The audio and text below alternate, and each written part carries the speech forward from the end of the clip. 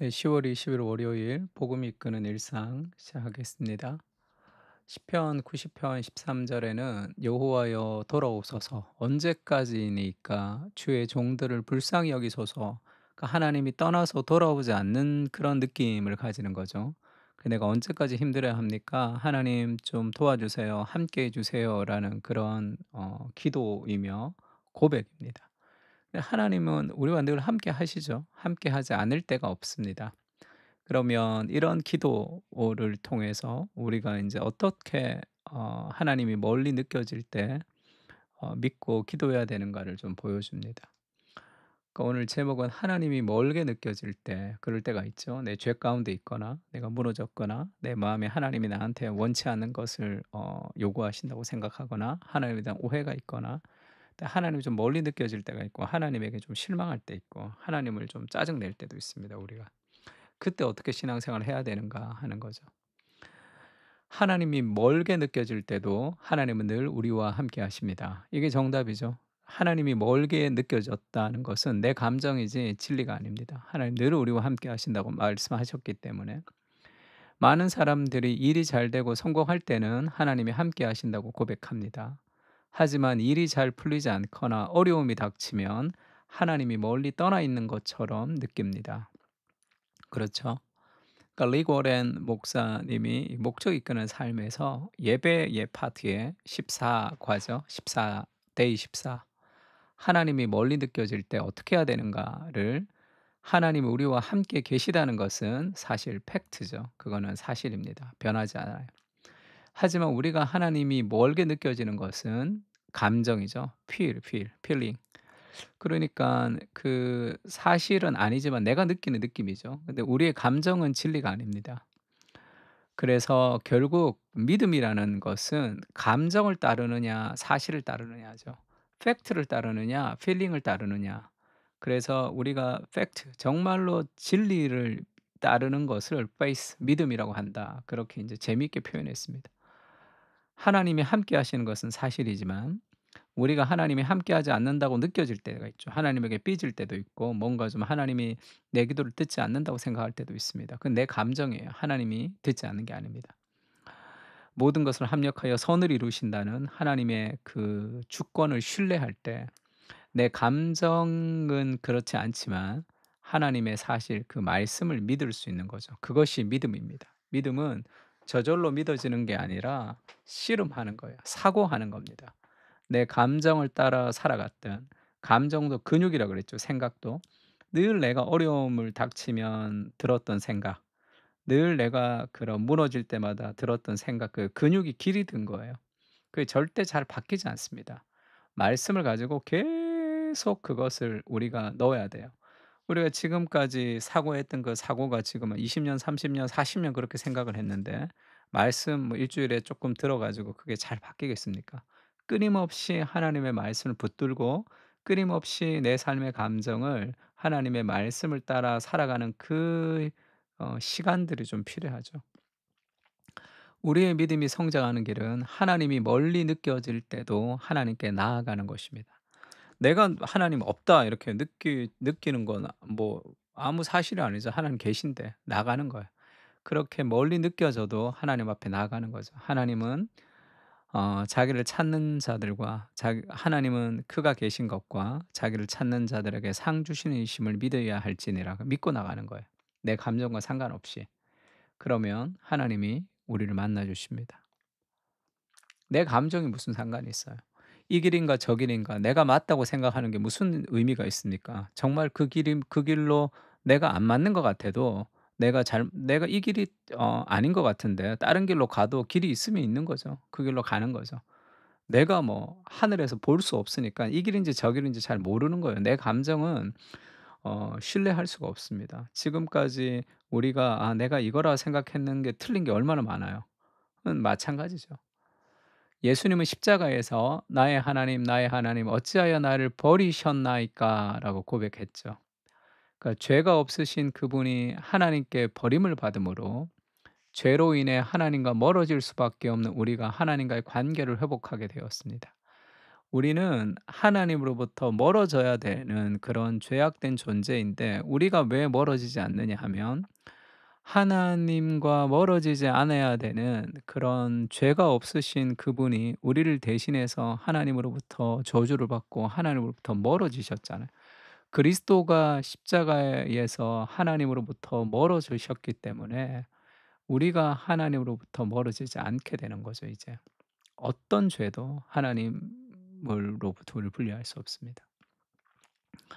그러니까 죄가 없으신 그분이 하나님께 버림을 받음으로 죄로 인해 하나님과 멀어질 수밖에 없는 우리가 하나님과 관계를 회복하게 되었죠. 그러니 그리스도가 이루신 그 처절한 고통이 얼마나 큰 거예요. 근데 하나님이 없다. 하나님이 나를 사랑하지 않는다. 나를 사랑하면 하나님이 이런 일을 나한테 주지 않을 것이다. 그런 온갖 감정들은 그리스도를 다시 십자가에 못 박는 행위입니다. 그리스도의 십자가의 사랑으로는 부족해요. 그걸로는 안 돼요. 그렇게 고백하는 불신이죠. 그래서 하나님에게 삐지고 하나님이 그렇지 않다고 생각하는 그런 모든 생각들은 신앙이 어린 사람들이 그렇게 고백할 수도 있습니다. 또 우리는 이 믿음이 약하기 때문에 힘들 때는 그렇게 고백할 수도 있어요. 기도할 수도 있습니다. 그러나 하나님께 나아가야 되는 거예요. 그렇지 않다면 내가 하나님인 거잖아.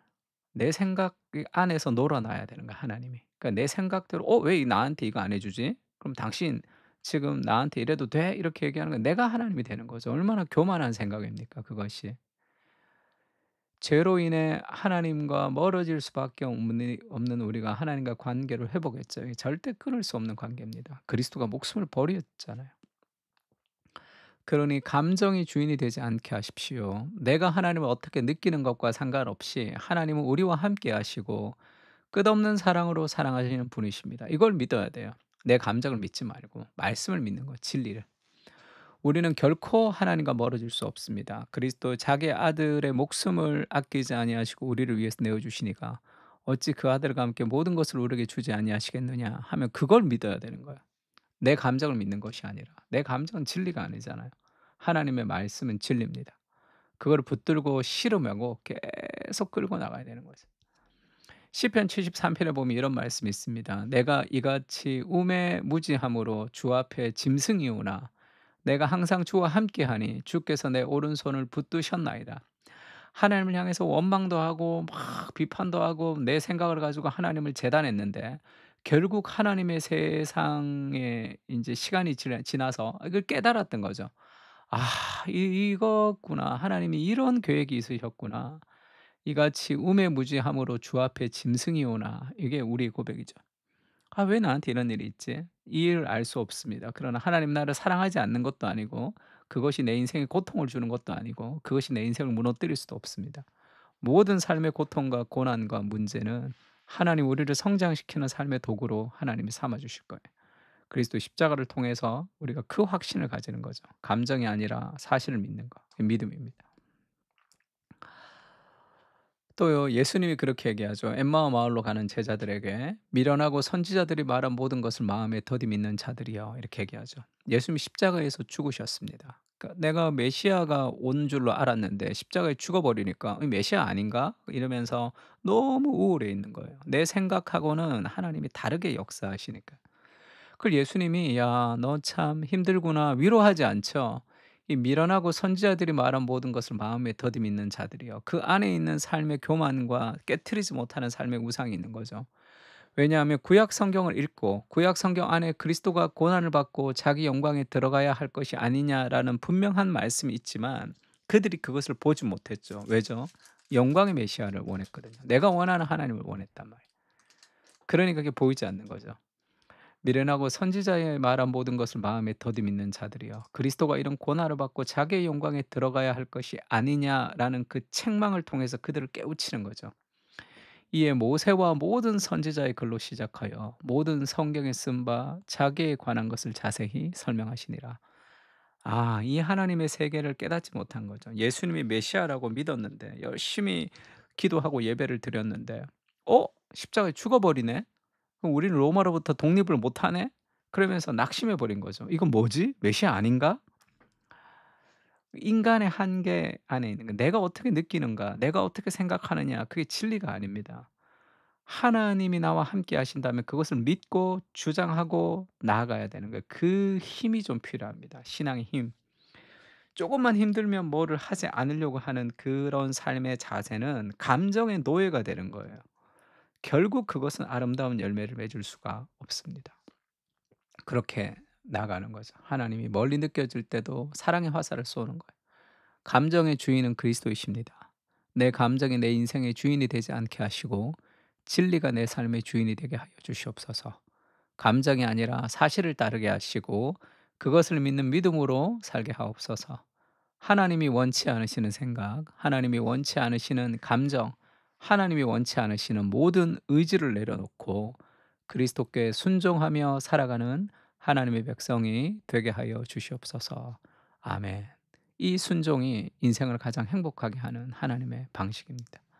주님, 하나님이 멀리 느껴질 때도 우리의 감정이 아니라 믿음을 붙들고 씨름하겠습니다.